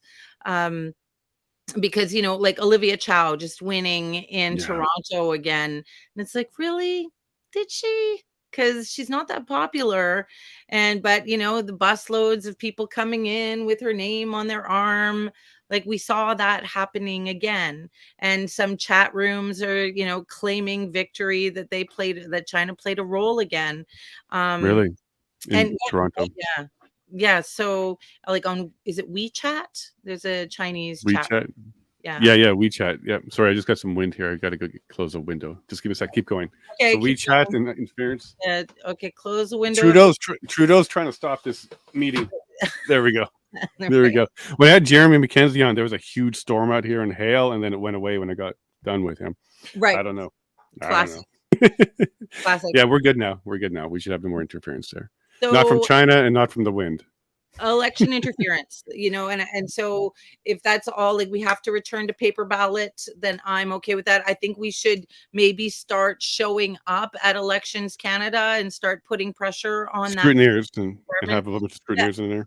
Scrutineers, because I think with how it works, it's fine that Danielle Smith is Premier of Alberta, because it doesn't actually have a what Alberta and BC or Saskatchewan wants, or what Halifax wants, doesn't actually matter, because it's Quebec and Ontario for federal elections. Yep, And so yep. that's skewed in itself. And then, you just need a few municipalities and a few ridings in Ontario and Quebec that need to be controlled. It's not all of them. You just need a few key ones. And so obviously the Chinese have figured this out. The Liberals have figured out what they need. And I think that that's, like, faith in our medical system and faith in our electoral system is what will, like, rip us apart. And legal. Right. And legal. But Because when we have problems in those, we have to go to the legal. And if that's falling apart. But don't you love how everyone's, like, gone litigious now? The military's suing, Eva Chipiuk is suing. Yeah, I was going to bring that up with you. For sure. Yeah. Because now they're suing. Who else is? Tamara's going to sue. Pat will sue. What's that? Pat King will sue. For sure. And I hope he just, like, and Jeremy should as well. Jeremy McKenzie. Potter kind of money, right? Like, yeah. Well, you can just grab the POEC witness list, and everybody on the Freedom side, all of them should sue. Every single buddy there. They should all sue. So that's even Keith Wilson for some stuff. Free to Fly is suing. So pilots are suing. Yeah, I have Greg Canada on coming up.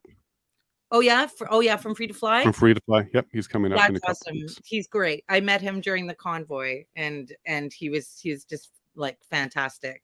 So I like that litigious side, because perhaps the judges will be slightly different. Perhaps it's a different and that's not really a Canadian nature kind of thing. It's not in our nature to be litigious. But look at all these lawsuits now. So, like, that to me is like a glimmer of hope, but maybe it's going to take too long. I don't know. But I like to see that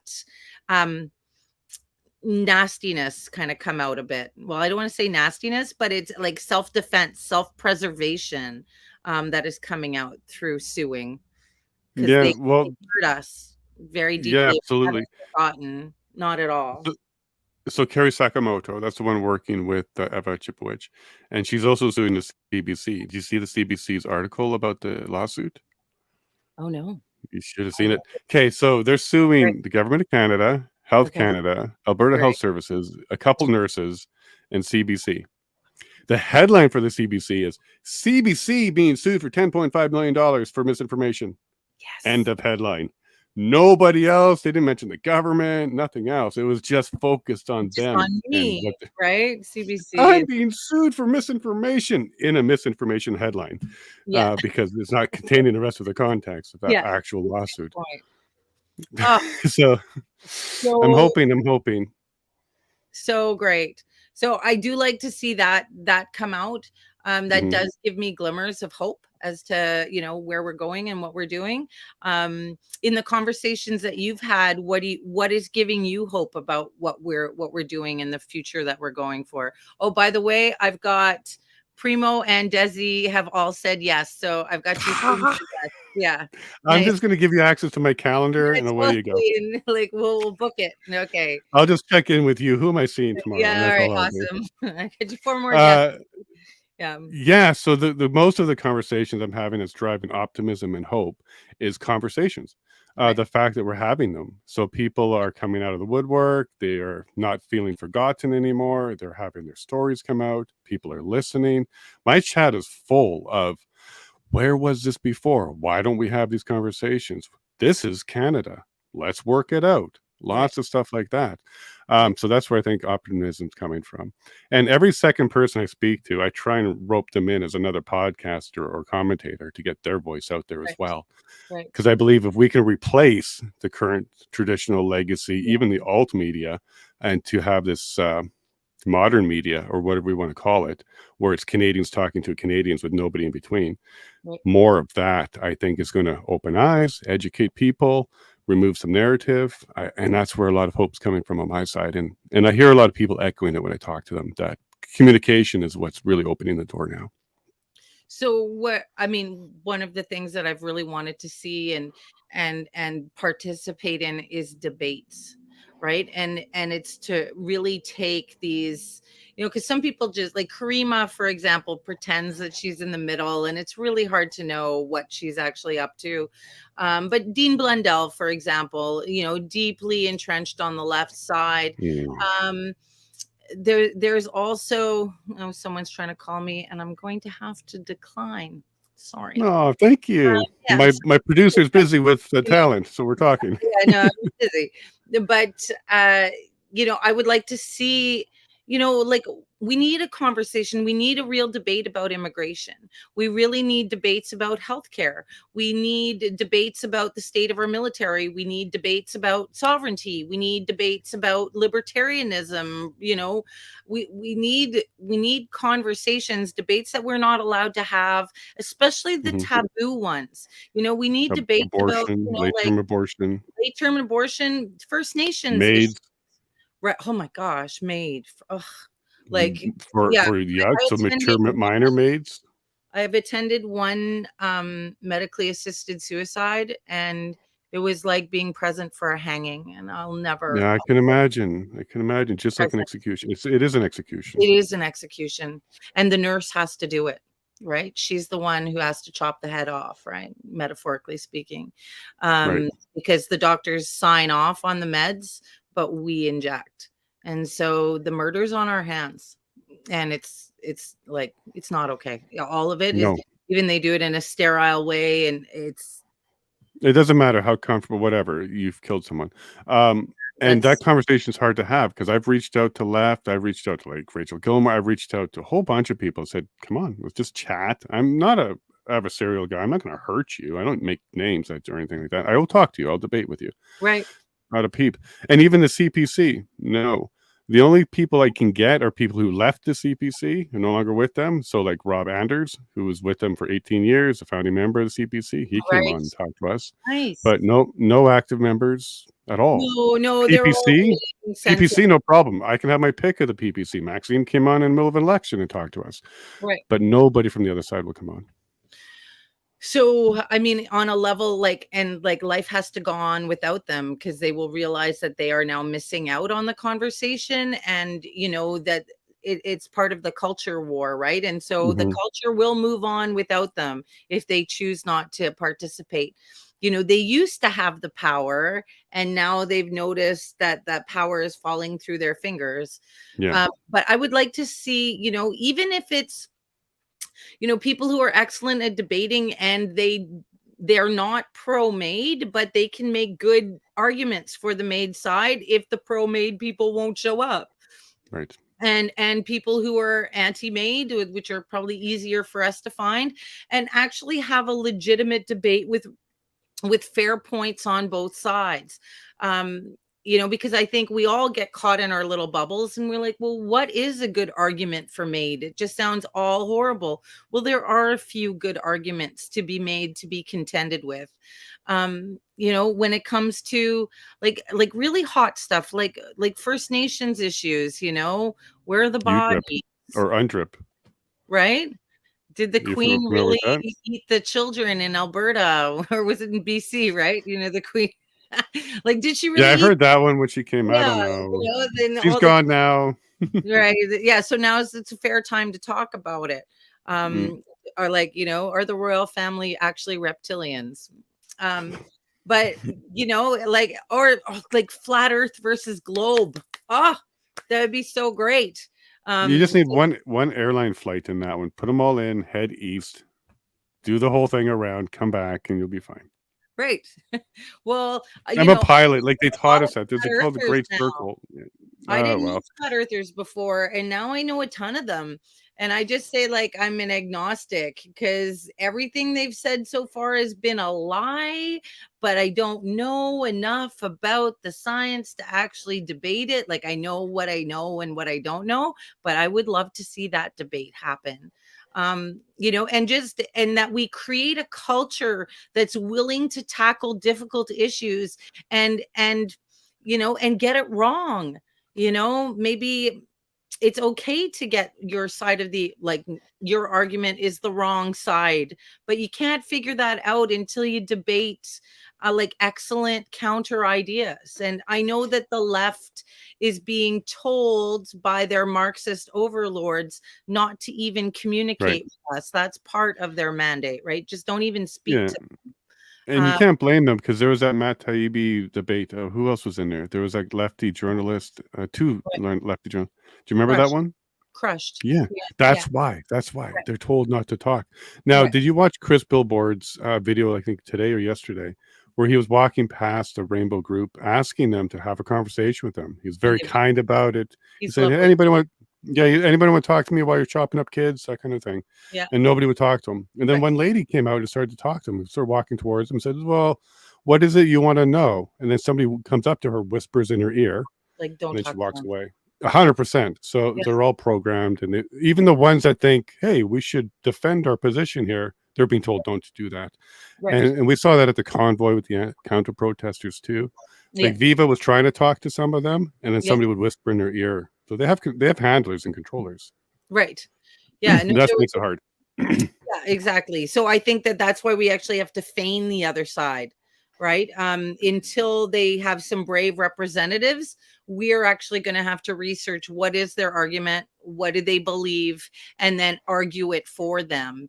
But I think mock it's very entertaining and a debating society, right? Like that, we used to do that in high school. We used to have debates. I think Stacey would be a good one. She could probably debate any side of any argument and hold her ground on it. Right?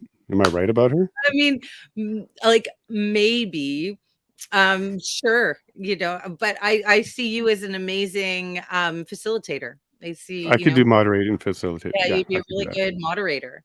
But I would love to see that, and I would love us to take on, because I think the monk debates, they're taking on the affirmative action question. Well, and this is a producer talk, right? We're not doing a interview anymore. We're producing a show here. That's what we're doing right here. Right? Yeah, no, exactly. Well, this is trying to talk about the future and where are we going and what we need. And from my understanding, we need a cultural shift. And even if they, the powers that be don't want to talk to us, that's okay. We'll talk without you. And then soon enough, you guys are going to be wanting to know, well, what are you guys talking about? Can I talk? That's right. And then eventually it's going to be, can I come on and talk to you?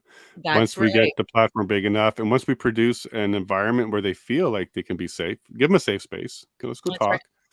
That's right. They may actually start to come. And I honestly, and I said this to her, even in a private DM and on Twitter, Rachel, let's talk. Rachel Gilmore and I should sit down and have a conversation. I think if she shows up, that's going to set the stage wonderfully for everybody. And then let's have a conversation. Us West, white guys and out West, we're not big bad wolves. We're not horrible people, and wish nothing but the best for her, because I actually have a lot of empathy for what she's going through right now. She lost her job. Her mom's single. She's working on some stuff there. I have a lot of empathy for her. I've extended it to her. Let's chat. Yeah, well, you're very kind.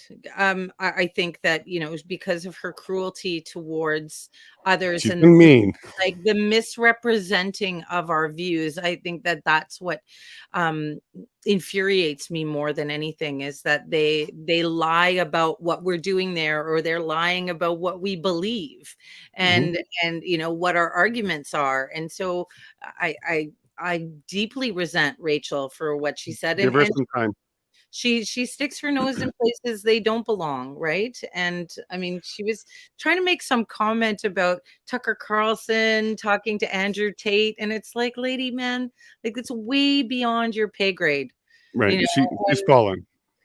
And it's almost like trying to piggyback off them to gain some notoriety off that. And it's and we do actually need big, bad, scary wolves. And not every white guy can be a nice guy. I mean, my argument about nice men versus good men, like we have a world full of nice men, but Yeah, we don't have a lot of good men, because good men is a completely different animal. Nice, sure. get them. I don't like nice people, because telling the truth to people, it's an act of goodness, but it's the harder thing to do. And it's there's packaging of telling the truth. You can sometimes tell it to people and it feels like a nail in the eye, but there's other ways where you can tell people the truth and it's a little Mhm. bit more gentle, less jarring. Yeah, um it's tough too. But I had to go through that. I can't get into the details, but I absolutely had to tell somebody the truth. Oh, it's heartbreaking. But look, I'm a trained paralegal. I know how to take my morals and ethics apart. I know how to focus on the issue, and I know how to tell somebody they're wrong. And I think what you're referring to is you like meek men, the true definition of meek, the biblical version of meek, Right. which is a very strong person, but approachable. You can talk to, communicate, but can stand firm on their convictions. That's the type of men, people in general, that we're missing. Yeah. And But I I, also like scary alphas. Like I'm with Peterson in the sense that he said, people need to be dangerous and just have self-control of it. I mhm. do think Well, that that we would be meek need more of because that. you, yeah, Right? like That would the be you. biblical version. You're Yeah, yeah. dangerous. Oh, I haven't been defeated Tell me a and story. Tell me a story of how you're dangerous. dangerous. Yeah, like inquiring minds want to know. I guess it would have to be some legal stuff. I'm very successful. I've not yet Okay. lost a case, so I've been very good at that. I defend people who are not usually picked up for defense. Okay. So the tough ones. Yeah. One would be this guy who was getting kicked out of his mobile home. He had the entire community against him. There's something personal going on. And the lawyer, it's a lawyer who was doing this, started misfiling and tried to make things really difficult for him, scared him completely, scared him at work. He came to me. I took a look at where this was going. It was a big bad wolf. Made a motion into the Ottawa court, got it all thrown out, got it all dealt with because the other lawyer is doing some bad stuff. And then I had that lawyer come after me for a while. Not a problem. I didn't even get paid, but I dealt with that. I don't know about mean because meek isn't mean. Meek is strong. You just can't defeat it, and that's the big difference. Is I don't go for that, right? Like not But stick with this. yeah, yeah, and but I'm very effective. Another example would be law school. So law school, I did it in my late 30s. So I actually finished and I got my license on my 40th birthday. That was difficult. Yeah, late bloomer. I love it. Well, I was a good bloomer in technology. I made my name there. So I'm a technologist first. Okay. And then I got sued so much because when you're successful, you draw a lot of attention that way. Right. And instead of kept getting sued and paying lawyers, I went to law school to deal with that. I did an accelerated course, so 2 years and 1 year. And that was a lot of fun because half that class hated my race and hated my gender. There you go. And this was in 2016, right when Trump was coming up. And I was the only person in the class that said, I'm sorry. I've looked at the numbers. I've seen the crowds. I can get past the stuff. He's going to win. That was a tough statement to make in that class because of the dynamic of that class. And it was I was not popular. What ended up happening is this entire class, half of them wrote a letter saying how distracting I am in class, tried to get me kicked out, and then I had to fight that. So law school, a whole bunch of adults are trying to get rid of me because I'm outperforming them. And I'm correct. They just don't like what I have to say. Right. So Trump wins the very next day, no eye contact from a single soul in that classroom. And then that's when they started that whole campaign against me. And I got to see in law school how people will come after your race, gender, and sex because you're just performing well. It didn't work. I was able to complete the course and I ended up taking some stuff outside of class just to get out of there quicker. So I like tripled up on my courses to get out of there quicker. But yeah, that was kind of quite the eye opener. And a lot of them finished. So a lot of them are in the legal profession. So the CRT stuff was happening in school as well by the people. So yeah, that was a little tough. I remember seeing it in back in university, and this was a while ago. I don't want to age myself too much, but I remember seeing sort of some of it show up in a women's studies program that I was taking because I thought that was interesting at the time. And And I remember it was about female genital mutilation, like probably Yeah, like yeah, yeah. That was a big problem. We all hated that for a while, didn't we? horrible. And I remember in that class being told that I had, no position to be talking about it because it was something that, was happening in Africa, in the Middle Not your East, and culture, you're a white person and I was just like, but a vagina is a vagina is a vagina and a baby vagina is a baby vagina and you just can't and do that. mutilation. Like, come I on. don't care what color it is, and how can you be making these distinctions? It's about protecting the babies from, heinous practices, and I was saying, like, why do societies like ours thrive? Because we don't do that. Because you do that, then your society is going to just collapse and break. So here's a hot tip from the West: don't do that. And Mhm. but I remember they were coming after, the person making the argument as opposed to the argument itself. And I've Right. seen that, for years now. I'm like, oh, okay, you're attacked. When you have no argument, you attack me personally. Got it. Right. This is Mhm. getting so old. Same with like radical Islam, again, they're coming after people who are talking about concerns about, radical Islam as opposed. And so they're coming after the people making the arguments as opposed to the arguments themselves. So I think that, with our show that we're producing right now, that would be, is like that's there's a code of conduct. And Yep. one thing you cannot do is come after the individual, come after their family, come after their children. That just like automatic, you're kicked out, because there have to be rules of engagement for debate. And I'm down. I'm down. yeah, you're down. Yeah. Okay, all For right, sure. Like, I'm running as an independent candidate, so I'm running for the federal election, and the way I'm going to reach my neighbors, because I'm in a really large riding, 5 hours tip to tip, is this show, is to get information out, educate people, help people. I have an entire week about vaccine detox, and I'm not even vaccinated, but the purpose is to help those who are. right. So Dr. Peter McCullough will be on, and we'll be doing an entire episode about that. Oh, he's so lovely. Like, yeah, Peter McCullough is an extraordinary man. So, congratulations for bagging that. That's a big. Yeah, that was Dr. Makis that helped with that one. So Oh, they really? worked together. Yeah. So I had Makis on, and we did a Rumble only version because we couldn't go on Max YouTube with is his. the one who like is posting vaccine deaths all the time, right? Yeah, Or 150 really? sudden deaths of doctors is where he's currently Oh at right now. my goodness. I think he was talking to Laura Lynn today, actually. Another Could be. He's doing some circuit now. Yeah. I love Laura Lynn. Well, she's on Friday or next Friday. Is she? Okay, I can't. Yeah, I should tell you. You should see my calendar. It is pretty. I got Theo Fleury on the 17th. Like, Oh, fantastic. Oh, great. yeah. And I met him for the Christine Anderson tour. And I really, really like him and admire him. And I'm sure he wasn't a lot of fun when he was a hardcore drinker, but as a Mhm. sober man, he's solid dude. So Yeah, he's a nice guy too. Like, I hooked up with him on Twitter. I said, "Hey, do you want to take Danielle's spot?" She didn't answer me. She doesn't want to talk to me. Do you want to tell me what's going on in Alberta? And he said, "Yeah, sure, I'll do that." And then I went on LinkedIn to connect with him. He's a nice guy. He's a really no, nice. that's great. That's yeah. And yeah, like the team that he's working with, they're all great. They're all really, Yep. really great. So Yeah, and I'll tell you about a couple others. So tomorrow I have Greg Arcade. awesome. Yeah, so we'll Awesome. begin some music from him. Laura Lynn is next Friday Love on her. the 21st. I got David Whitehead, the Truth Warrior, on Thursday, the Okay, 20th. cool.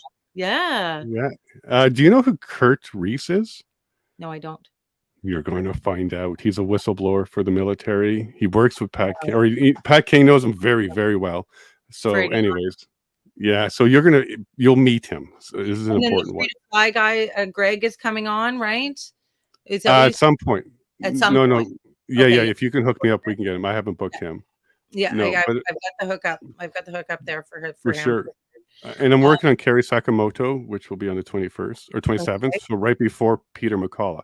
So the idea there is to talk to her about her vaccine injury, Yeah. and then take that information to Peter and say, what can she do with that?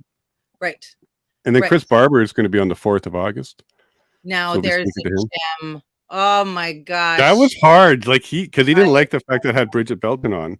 So That's yeah, right. it took a little bit of conversation and get him to realize I'm interviewing everybody. I'm not picking teams here. Teams, right? Yeah. No, that's why I could be a facilitator, because I genuinely want to great. speak to people. Yeah, no, and I saw that on your lineup, and I thought that was great. And I absolutely love Chris Barber. I think he is an Yeah. extraordinary beast of a man. He's a giant, and I like, you know, doing these events and stuff, you end up meeting people's family. Like I've met Tamara's father on a whole bunch, like interviewed Tamara's dad. Oh, You that'd know, be nice. yeah, no, like really incredible people, and Chris Barber's parents, and I think I met his aunties too, or something. Like he had a wild bunch coming into Alberta, like great family, and I'm like, so you guys are feds? Is that what you're doing? And you know, they're truck drivers, so but yeah, like really incredible people. So that's fantastic. And if I can help you in any way, my Well, phone, tomorrow. yeah, tomorrow. I like, yeah, sure. Like, I mean, Yeah, she's doing circuits right now. I'd happy to have her on, give her a good place. Greg Hill's on the 3rd of August, so love the it. pilot. And then I have Daniel Ari Freiheit, so Viva Frei's brother. He's coming Love on him. the 31st. Yeah. Love So him. my week with him, so he's going to be the first one on Monday. So we're going to talk to him about what the vaccine mandates did to the legal profession. To some of it I know about, some of it he knows about. Right. The August 1st, I'm trying to get someone like you, to be honest with you, a doctor or nurse who knows the profession well and how it got affected by the mandates. What about And then we got or the Canadian Frontline Nurses girls? yes is the answer to that. Okay. Yeah. Because that's who I want. I want to get somebody in medical that can talk about how the whole profession changed. Canadian And then Frontline Nurses are having a bus driven over them right now. It's crazy. let's do it. Yeah, Okay, so yeah. August 1st. August 1st, get it to them. And then Greg is for pilots. So Greg Hill for the pilots, and then Chris Absolutely. for truckers. So that Okay, entire great. week is how the mandates affected their industry. Right. Okay. Amazing. All right. Well, yeah. And I mean, once we get Primo on your show, he knows 10,000 people, and you get Bigger on your show, and he knows 10,000 people. So it's all like connections of connections of connections. So that's how it works. We lily pad all the way. Yeah, that's how it works. exactly. And Danny Bulford will be on. We're going to get him oh, through Alex. Yeah, don't James even Top when get he me comes out. started about Danny Bulford. Like, Oh, I love that man. I got to talk to him. so And he's great. a good friend of Granny's. So you know Granny McKay. Granny McKay? No, I don't know. You should know her. She's friends with Danny, and she was around for a bit, but she's really helping us on the Coot stuff.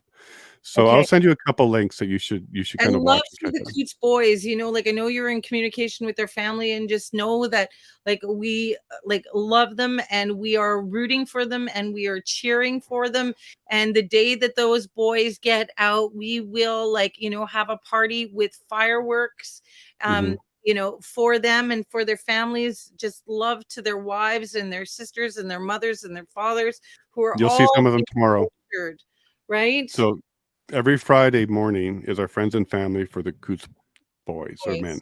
They come on. So tomorrow we'll have Betty Carbert, which is Chris Carbert's mother. Okay. Jacqueline should be here, which is the wife of Jerry. Okay. And there's going to be a friend of Tony here named Danielle. And Chris L is going to have Crystal will be here. So we're going to have somebody from each men's circle be here, friend or family. It'll be on tomorrow. Oh, fantastic. Okay, well, yeah. I mean, I wish I lived closer, then I could do a lot more in support of Alberta. But Oh, we're remote. We can do stuff. Don't worry. Don't worry. If you're like, going to help me get this stuff going. you're in Alberta, and you know that was something that came from the Freedom Convoy, right? Quebec and Alberta are going to create Canada and unify Canada.